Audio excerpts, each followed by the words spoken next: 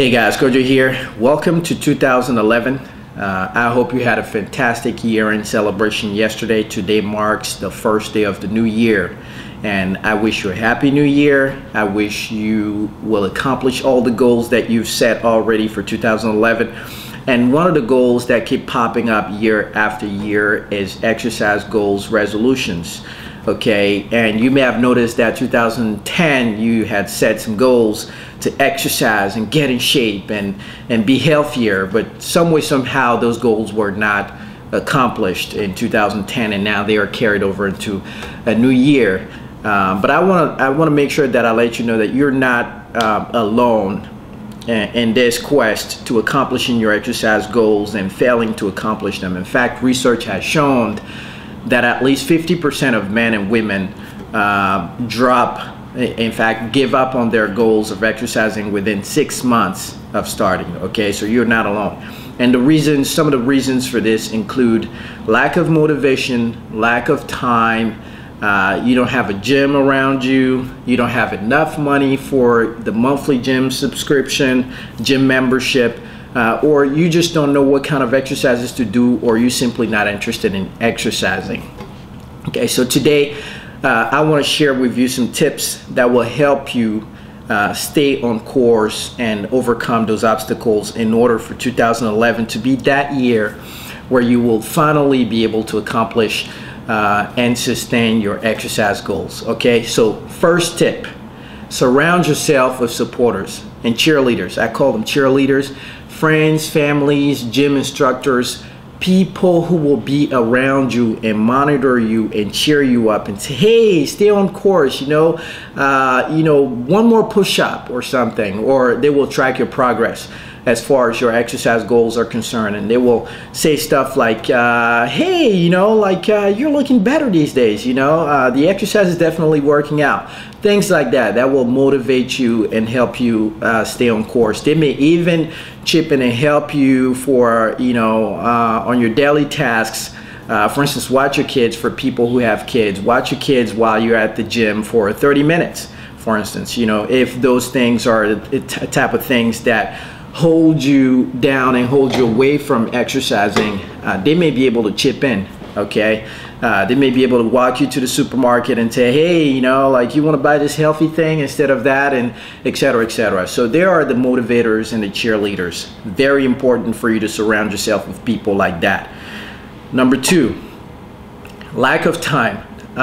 This one is almost laughable because we just have to be honest with ourselves sometimes.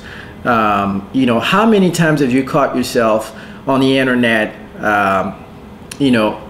in front of Facebook for hours, in front of Twitter, or twittering for hours, or BBMing for hours, or blogging, or doing stuff online that, quite frankly, you can carve out 30 minutes of that time or an hour of that time to exercise. So I call that time, part of that time, a wasteful time. And so you just have to come to Jesus in terms of some of those things, and be honest with yourself as far as the time wasted online doing stuff that necessarily don't add value. Okay, because everybody can make time. I don't have a lot of time, but I still make my gym videos for free, by the way. So I don't have much time in my day, but I carve out some time to do this. You have to always sacrifice something. If you don't want to sacrifice your Sunday football game, then exercise at night.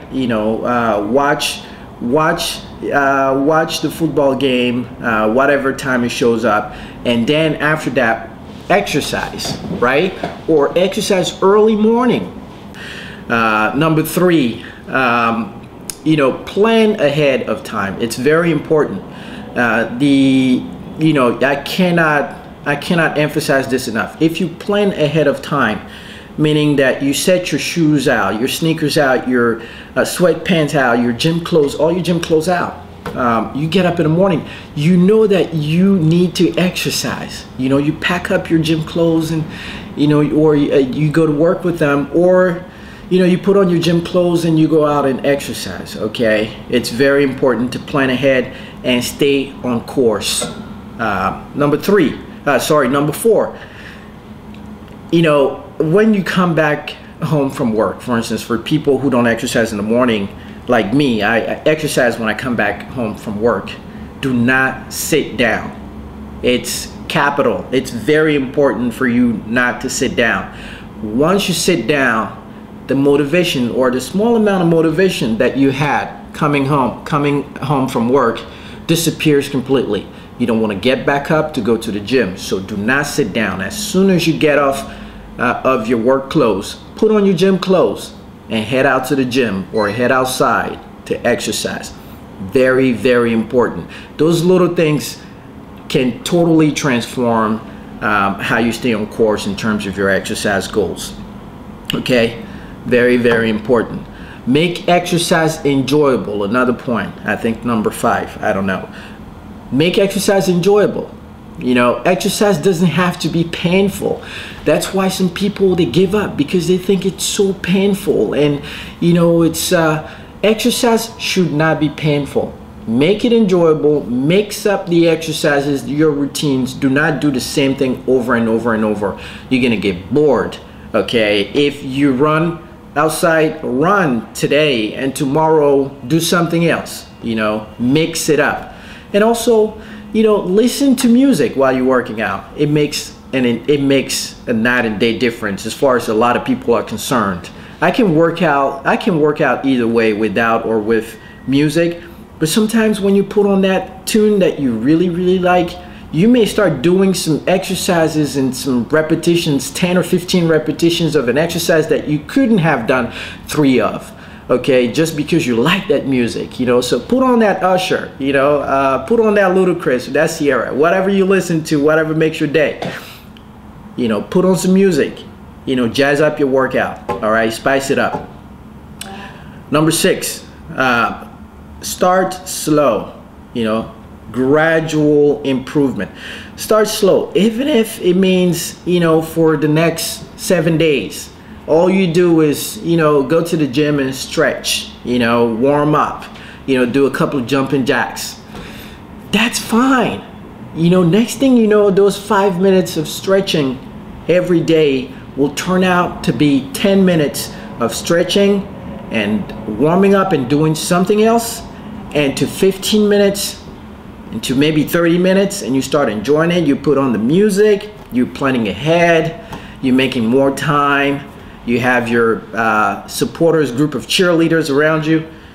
Those things add up, okay? It's very, very important. Another point is the point of consistency. You know, you have to make this, you have to not only make this a habit, but it has to be part of your daily routine, part of your daily life, okay?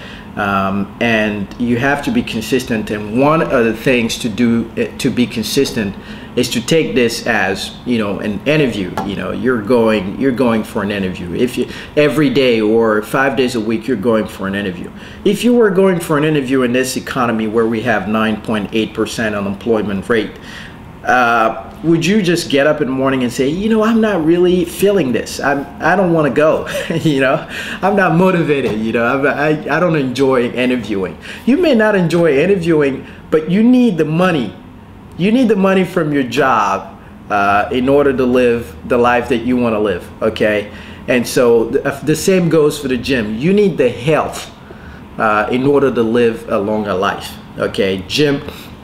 You need that health, so it's very important. So take it as an interview, you know, just say, you know, every day I have a interview at the gym, or I have an interview at the park, you know, I gotta go, I need to go, you know, I can't hang out with you guys till 4 in the morning because at 7 a.m. or at 8 a.m. I have to get up for that interview. Very important, okay? And finally, this point is overlooked, you know, but it's the most important one. Do not give up, okay? Forget about the, you know, look at the, you know, I think you have to look at the bigger picture, okay? And the bigger picture is, it's about your health. It's not necessarily about your look. It's not about how fit you are, you know, how many 6-packs you can get from exercising. No, if you make those goals your centerpiece, you're going to give up, because you may not start seeing the abs until 6 months down the road, and you may just give up. And so, you know, flip the script. Make your goals you gotta live a healthier life. This is about your health.